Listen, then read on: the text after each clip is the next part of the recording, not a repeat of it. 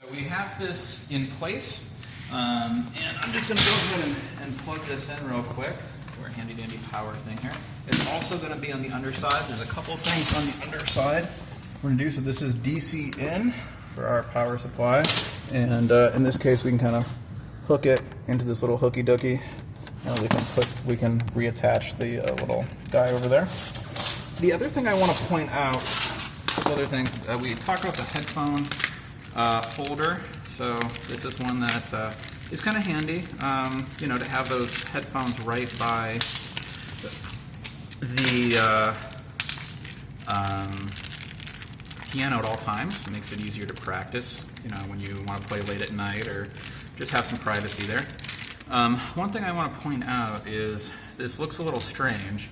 So basically we're gonna kind of go ahead and screw one screw in, kind of loose, pop this in, and then put the other screw in. And it's gonna be plenty secure, but it is a little bit of a confusing design at first. It looks kind of broken, and it's not, that's how it's designed. So it actually does make it a little easier.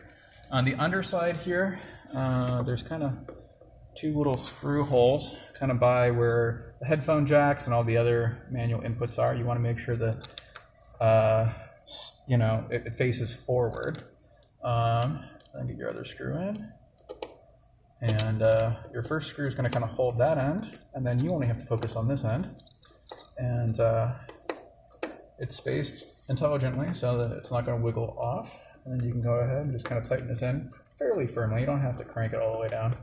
Even finger tight is just fine, but go ahead and do that. And there, that's in place. So I wanted to make sure to show that to you. It's a little non-intuitive in some regards. And then let's go set up the bench real quick. Let me show you what this is. This is actually one of the many sweet things about this instrument here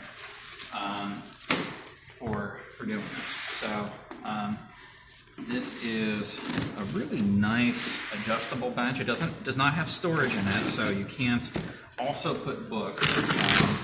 There are some benches that do that, but that's fine. There's other ways of working around it. So they'll have some basic instructions in here in Japanese and a little adjustable video if you want, but hey, you're watching this one, so enjoy. So we've got everything here. I'm going to kind of put this off to the side.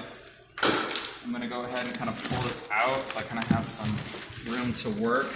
It is handy if you have like a chair. I have another bench here which is like perfect, but something where you kind of have room to work with your hands. And then on each one of these, we're going to kind of go ahead and unscrew the bolt first. And it just takes a sec to do that. And then there's just the one piece of tape down here at the end. There's a couple ways of just kind of ripping it and taking it off. And then we're basically just going to go ahead and from the inside to the outside, put the one bolt in.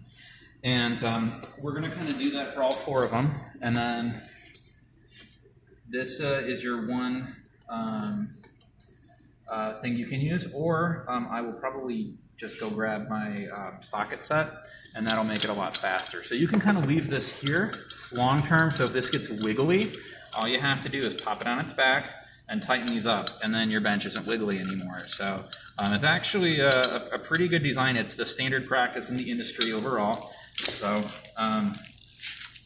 you know, it's pretty much every bench on the planet is the one bolt per leg setup. It's a pretty good system. Works for pretty much everybody.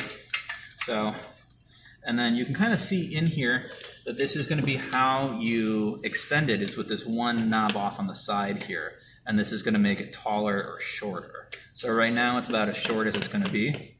And there's going to be a little gap, even on the shortest setting. But that's okay. The everything on here. So let me go ahead and finish these last little bits, and I'll kind of show you what the top looks like here in a sec. It's and while I'm doing this, I will point out that our lovely box right here, if you have small children in your life, this is a blast. I bring these home to my kids on a regular basis, and they like building forts and spaceships and all sorts of stuff. So you can or if you have nieces or nephews or somebody. Otherwise, yeah, you know, you got to break it down. Certainly, we encourage everyone to recycle as much of the cardboard as reasonably possible. So it's unfortunate that there ends up being a fair amount of waste during the packing process, but I will say that these instruments are packed to travel across the country in all sorts of different FedEx and UPS boxes and everything else, so it needs to be built pretty tough. I'm going to tighten this in a minute, but just so you can kind of see what the top looks like, it's a pretty nice top, and they have this kind of protector here, which is good. So this is going to be your bench, and that should be everything you need for setting up your Roland F701. So thanks for watching. Feel free to subscribe if you want to watch more of our videos, or check out our website, familypiano.com. So thanks.